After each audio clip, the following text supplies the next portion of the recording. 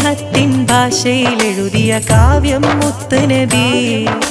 ത്യാഗത്തിൻ വശ്യമനോഹര രാഗം സ്നേഹനബി അഴകിനെ വെല്ലാൻ ഉലകിതിലൊരു മഹലൂക്കിനു കഴിയില്ല അറിവ് ചുരത്താൻ ആ ഗുരുവിനെ പുൽകാത്തവരിന്നില്ല അഴകിനെ വെല്ലാൻ ഉലകിതിലൊരു മഹലൂക്കിനു കഴിയില്ല അറിവ് ചുരത്താൻ ആ ഗുരുവിനെ പുൽകാത്തവരിന്നില്ല